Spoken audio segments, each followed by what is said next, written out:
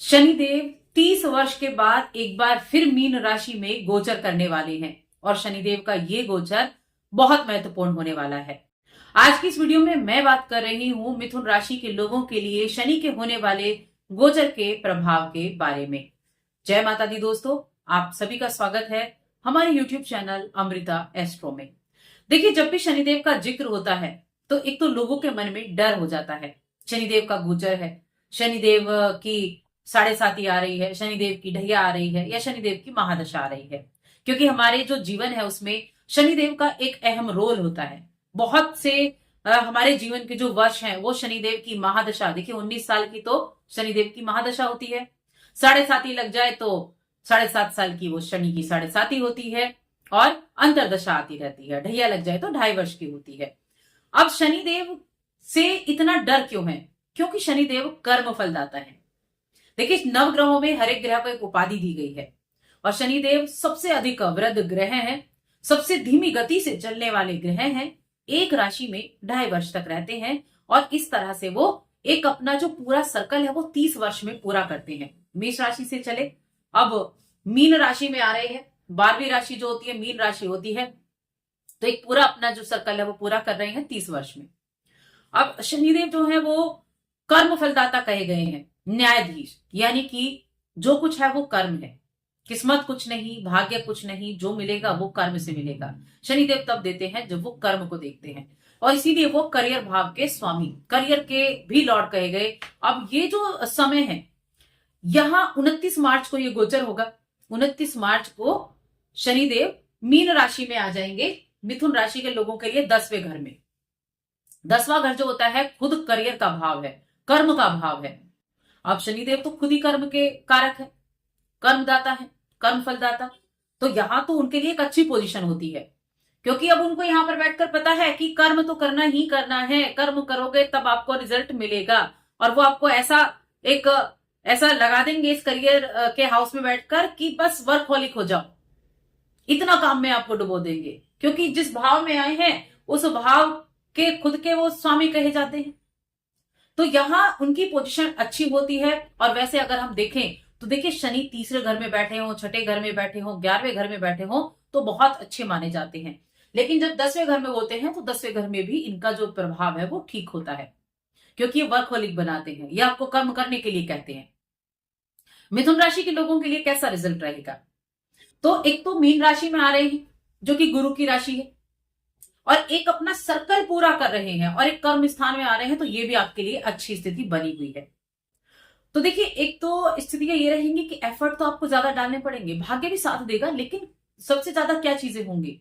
अनुशासन में रहना, वर्कहोलिक बनना, अपने काम से काम रखना, अपने काम को सबसे ज्यादा महत्व देना, क्योंकि शनिदेव रिजल्ट ही तब देंगे। अब यहां पोजीशन ऐसी हो सकती है, सिचुएशन ऐसी हो सकती है मिथुन राशि के लोगों के लिए, लग्न की बात नहीं कर रही हूं मैं, मिथुन राशि की बात कर रही हूं।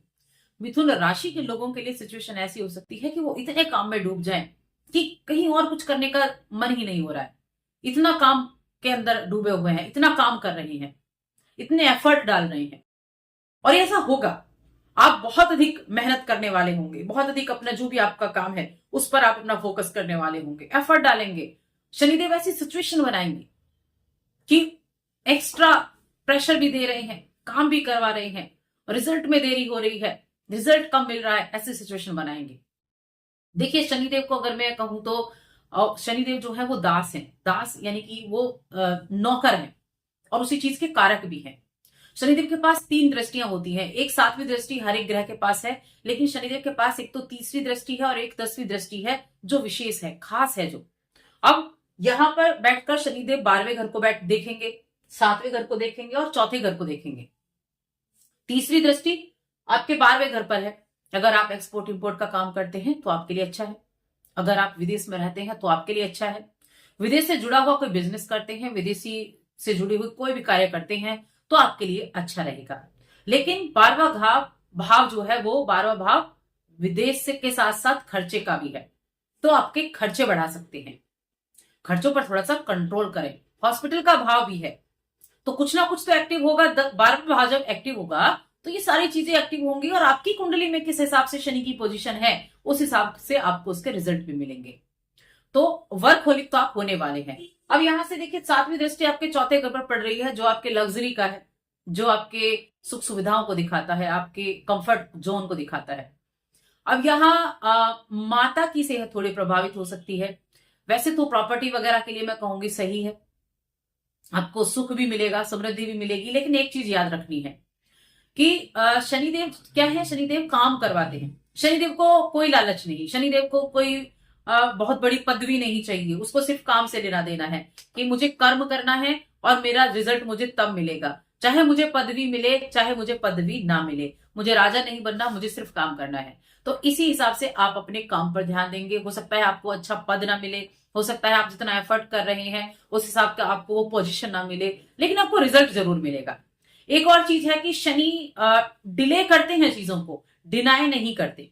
यानी कि शनि जहां आए हैं, जहां दृष्टि दे रहे हैं, वहां एफर्ट तो डलवाएंगे लेकिन रिजल्ट आपको उसका मिलेगा थोड़ा धीमी गति से, क्योंकि स्लो मूवमेंट करते हैं तो ये धीमी गति से ही रिजल्ट देते हैं, लेकिन रिजल्ट जरूर देंगे।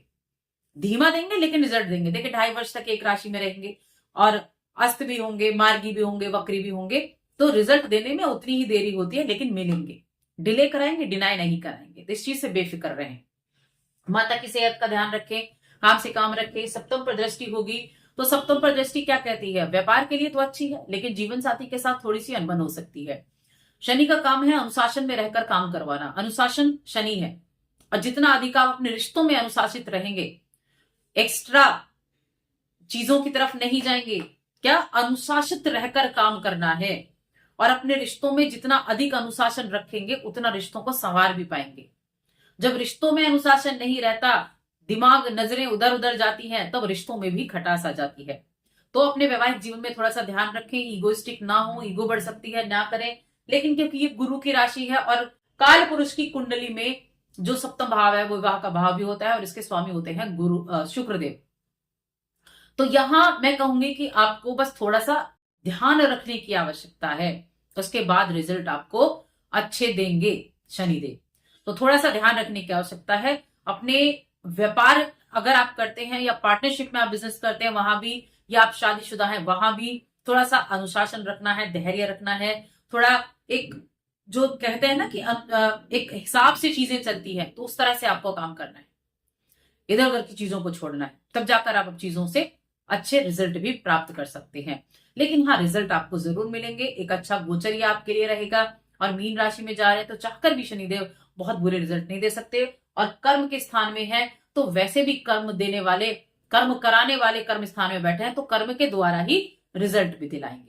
उपाय मैं आपको बता दी हूं, उपाय क्या करने हैं आपको। सबसे पहली चीज तो है मजदूर वर्ग जो होता है, आपके घर में अगर काम करने वाले हैं, सर्वेंट हैं, तो उनका सम्मान करना सीखें। बिना वजह गाली गलौज, बिना वजह कोई भी परेशान किसी तरह के जो होते हैं ना कि किसी तरह से भी परेशान करना, उनकी तनख्वाह ना देना, तो उस चीज को नहीं करना है, उस चीज को अवॉइड करें।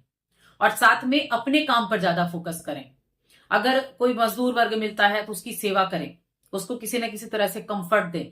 और कोई भी आपको किसी तरह का जब आप कहीं जाते हैं तो वहां किसी तरह का कोई दान पुण्य भी कर सकते हैं। जब भी आपको मौका मिले, शनिवार के दिन काली जो दाल होती है उसका दान कर सकते हैं, छाते का दान कर सकते हैं, चप्पल का दान कर सकते हैं, या फिर आप चमड़े का दान कर सकते हैं, लोहे का दान, अपनी इच्छा अनुसार जो बन सके कभी कभी शनिवार के दिन कर दिया करें। हनुमान चालीसा का पाठ कर सकते हैं। ये कुछ ऐसे उपाय हैं जिनसे शनिदेव प्रसन्न होते हैं। और सबसे अधिक तो सेवा भाव, सबसे अधिक मजदूरों की सेवा, तो इन चीजों का खास तौर से ध्यान रखना है। बाकी शनिदेव अच्छे रहेंगे। और ऐसी ही जानकारियों के लिए हमारे चैनल को सब्सक्राइब करें। जय माता दी।